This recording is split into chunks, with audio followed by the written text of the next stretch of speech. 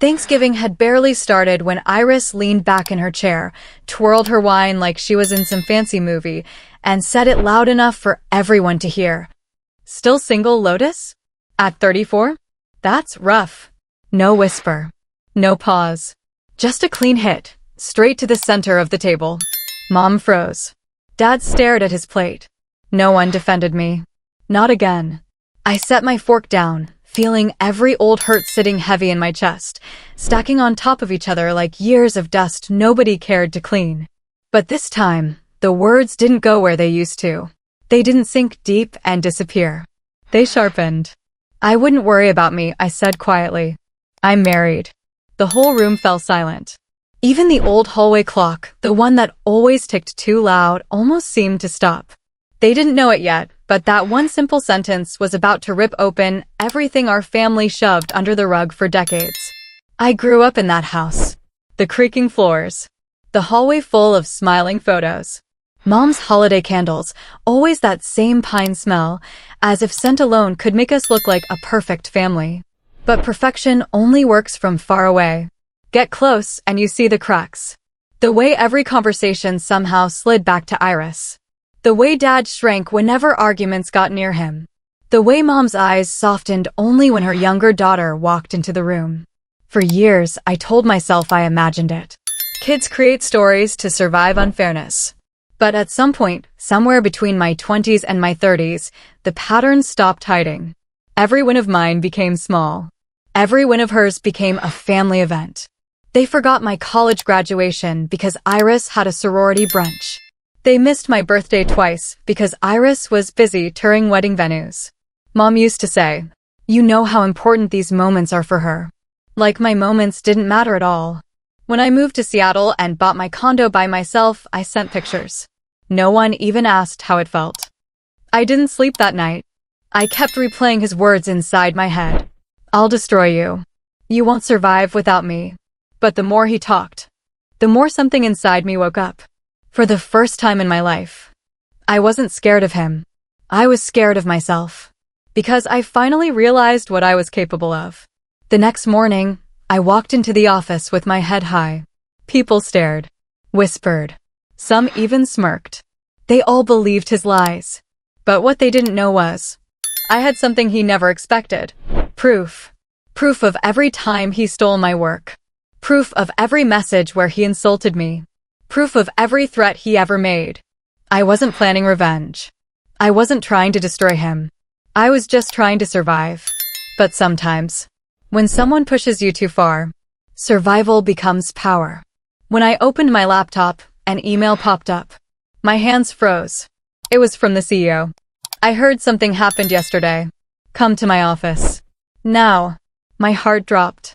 Either this was the moment I lost everything, or the moment everything changed.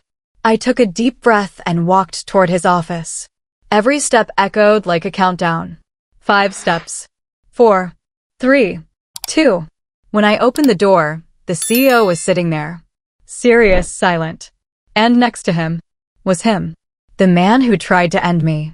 He wasn't smiling today. His face was pale. His hands were shaking. He looked like someone who finally realized the truth had caught up to him. The CEO leaned forward and asked, "Before we begin, is there anything you want to tell me?" I nodded slowly. My side of the story. And for the first time, I wasn't afraid to tell it. I sat down slowly, feeling my heartbeat in my throat. He avoided eye contact, like he already knew what was coming. The CEO folded his hands. "Go on," he said. "Tell me everything." So I did. I told him how I stayed late to finish projects he took credit for. How he called me useless in front of coworkers. How he threatened to destroy my career if I ever spoke up. I didn't cry. I didn't raise my voice. I just told the truth. Halfway through, the CEO stopped me. His eyebrows tightened. "Do you have proof?" I nodded and slid my phone across the table. Messages. Emails. Voice notes. Everything. He picked up the phone and started reading. Slow at first. Then faster. And then, suddenly, he looked at the man beside him. "Explain this." Silence. Not a word came out of his mouth. His shoulders sank. His eyes dropped. His confidence gone. For the first time ever. He looked small. He tried to force a smile, laughed nervously, and whispered, It's not what it looks like. But the CEO slammed the phone on the desk. It's exactly what it looks like. My heart stopped. The CEO turned back to me. His voice calmer now. You didn't deserve any of this. For a moment, I felt something I hadn't felt in months. Relief. But it didn't last long. The CEO leaned back and said, We will take action. But I need to know one thing. He looked straight into my eyes. Do you want him suspended? Or gone for good? The room went silent. The man beside me swallowed hard. He knew the decision was mine now. And for the first time, he was scared of me. For a moment, I couldn't speak. The room felt heavier. Like every word I said would change everything. He kept staring at me. The man who once controlled my job, my confidence, my peace. Now his future depended on my answer. I took a slow breath. Before I decide, I said quietly, I want to know something. The CEO nodded. Go ahead. I looked at him, the man who tried to destroy me. Why? I asked. Why did you do all this to me? He finally lifted his head. And the truth he spoke was worse than every lie he told before. Because you were better than me. His voice cracked. And I couldn't handle it. The admission hit me like a punch. All the stress. All the fear. All the nights I cried. Just because he couldn't handle my success? I felt anger rising inside me. A type of anger that felt like fire in my chest. The CEO turned to me. You don't have to show mercy, he said. He didn't show you any. I looked at him again. This time, he didn't look powerful. He looked guilty, broken, small. He whispered, Please, don't end my career. For months, he made me feel powerless. But now, I held his entire future in my hands. I closed my eyes for a moment. Not because I was confused, but because I needed to hear my own heart. When I opened them again, my voice was steady. I don't want revenge, I said. I want respect. I want safety. And I want my dignity back. The CEO leaned forward. What do you want me to do? I looked him straight in the eyes. I want him removed from every project he stole from me. I want my work to be recognized. And I want him far away from my career. The CEO nodded slowly. That's fair, he said. But then he added something I didn't expect. And one more thing. I want you to lead the project he tried to take from you. My heart skipped. Lead the project? The biggest one in the company?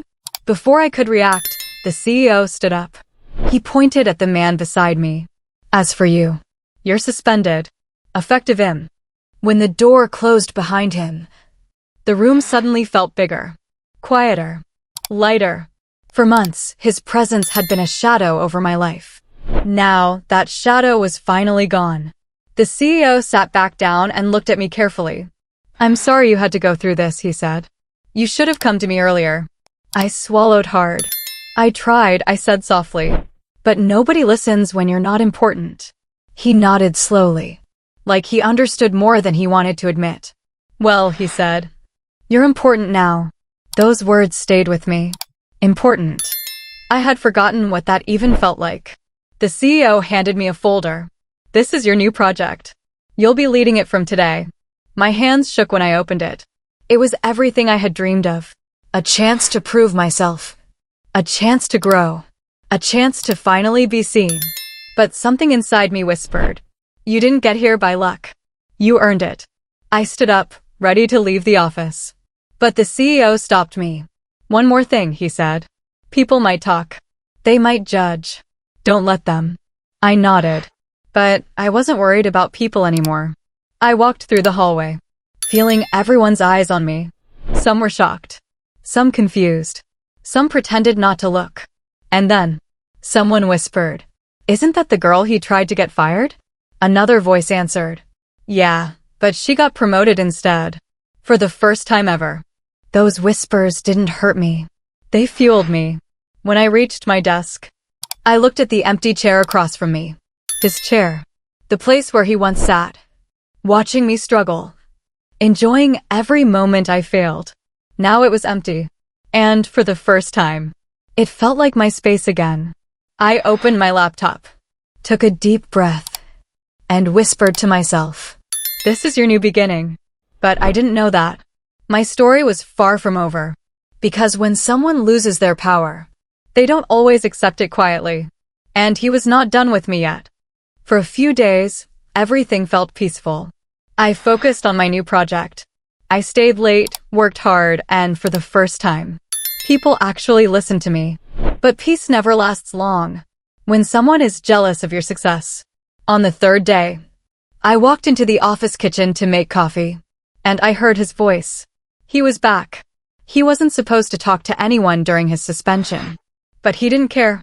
He stood there whispering to two coworkers, pretending to laugh, pretending nothing had happened. But when he saw me, his smile disappeared. He looked at me like I had stolen something that belonged to him. Our eyes met. The whole room went silent. He stepped closer. "Enjoy your little victory," he said quietly. "It won't last." I didn't respond. I didn't need to. But inside, my heart was pounding. He leaned even closer and whispered, "You think you're safe now? You're not." For a second, that old fear returned, the fear he had trained into me for months. But then something inside me snapped. I pulled back and said, "You hurt yourself, not me." He clenched his jaw, anger rising in his eyes. "This isn't over," he muttered. "I'm going to fix everything you ruined." He walked out, slamming the door behind him. I stood there alone, forcing myself to breathe, reminding myself that I earned everything I had. But that moment made one thing clear. He wasn't going to accept defeat. He wasn't going to disappear quietly. He was planning something bigger. And I didn't know it yet. But the storm he was preparing would shake the entire company. The next morning, I walked into the office feeling uneasy. Something was wrong. I could feel it in the air. The way people whispered. The way they stared at me and then quickly looked away. I sat at my desk and opened my laptop. And my stomach dropped. There were dozens of emails. Some cold. Some confused. Some angry. All asking the same question. "Did you really report him to save your job?" My hands froze. He did it. He twisted the story. He played the victim. He told everyone I had destroyed his career out of jealousy. He made himself look innocent. And made me look like a liar. My phone buzzed. A message from an unknown number. "You can't win. Everyone believes me." For a moment, that old fear tried to crawl back inside me. The fear that told me to stay quiet, to stay small, to protect myself by hiding. But then, something changed. I remembered the CEO's words. I remembered the truth. I remembered who I had become. I stood up and walked straight to the CEO's office. His assistant looked shocked. "You can't go in right in." I didn't stop. I pushed open the door. The CEO looked up surprised. "What happened?" I placed my phone and laptop on his desk. "Someone is spreading lies," I said calmly. "And we both know who it is." He took the devices, read the messages, and I watched anger rise in his eyes. "He broke the rules of his suspension," the CEO said. "And he's trying to manipulate the team again." He stood up. And for the first time, I saw the CEO angry. Truly angry. "Stay here," he said. "I'm calling a full meeting. Right now." My heart raced. This was it. The moment the truth would finally come out. In front of everyone. The CEO pressed a button. "Attention team. Conference room. 5 minutes." My hands trembled. Not from fear this time, but from knowing something powerful. I wasn't fighting alone anymore. And he had no idea that the next 5 minutes would end everything he was trying to rebuild. 5 minutes later, the whole office was in the conference room. He walked in last, trying to look calm, trying to pretend nothing was wrong. The CEO cleared his throat, and the room went silent. "Everyone," the CEO began. "There's been a serious issue with behavior and dishonesty. I'm here to clarify the facts." He looked at me, and I felt a surge of courage. It was my turn now. No fear, no doubt, just truth. I stood up and faced everyone. "I want to tell you exactly what happened," I said clearly. "I didn't lie. And nothing I did was out of jealousy. Everything I did was to protect my work and my career. He tried to interrupt. He tried to twist it. But the CEO gave him a sharp look. I continued. Calm. Strong. Confident. I showed the emails. The messages. The proof he tried to hide. The room went quiet. Whispers turned into gasps. Some faces turned pale. He stumbled over words. He tried to explain. He tried to blame me. But no one listened. The CEO looked at him and said, "You were warned. You broke every rule. Your actions have consequences." I watched him shrink in front of everyone. The same man who once tried to destroy me, now powerless, exposed. And for the first time, I felt the weight lift off my shoulders. This wasn't about revenge. It wasn't about winning. It was about being seen, being heard, being respected. I sat down and the room felt different. Clear, honest, free, no whispers, no doubts, no fear. I realized something simple. Something I had forgotten in all those years. Truth always finds a way. And standing for yourself changes everything. The office slowly returned to normal. But nothing felt the same. People looked at me differently now. With respect. With recognition. With the quiet understanding that I had fought. And I had won not by tearing anyone down, but by standing tall for myself. The man who tried to ruin me was gone from my path. Not humiliated for show, but removed because the truth had finally caught up to him. For the first time in years, I felt free. I could focus on my work, my life, my dreams. Without fear, without doubt, without someone breathing down my neck, ready to sabotage me. That night, I went home. The city lights looked different. Clearer. Brighter. Like the weight on my chest had lifted. I called Evan. I didn't need to explain anything. He already knew. He just held me close, reminding me I wasn't alone.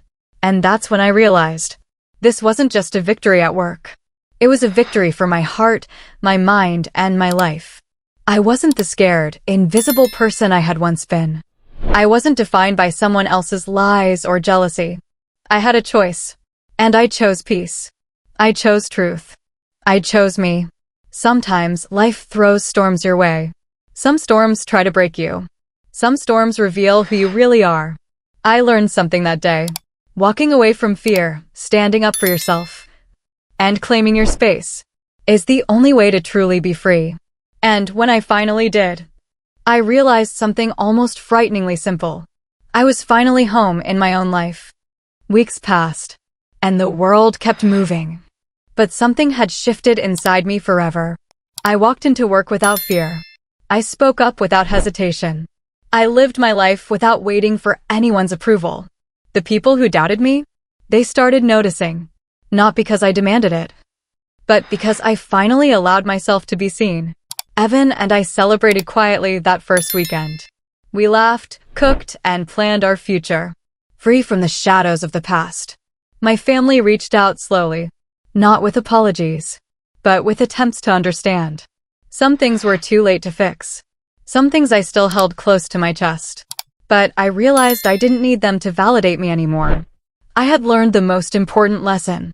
Your peace is worth more than anyone's approval. Sometimes you have to walk away to be seen. Sometimes you have to speak up for the world to finally notice your truth.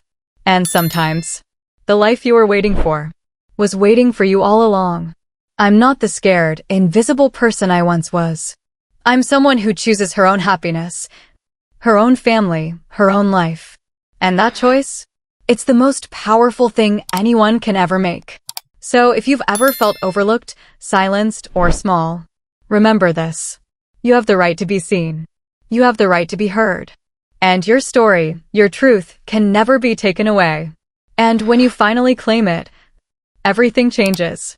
Everything. 12353. Thank you for watching this story on Intiqara Stories. If this story touched you, inspired you, or reminded you of your own journey, make sure to like and share it with someone who needs to hear it. Don't forget to subscribe to Intiqara Stories and turn on the notification bell so you never miss another true life story. We want to hear from you. Comment below and tell us where you're watching from, or share your story with us.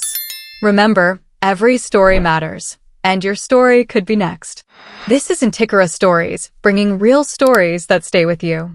On screen, subscribe, like, comment, share Intiqara Stories with subtle cinematic animation.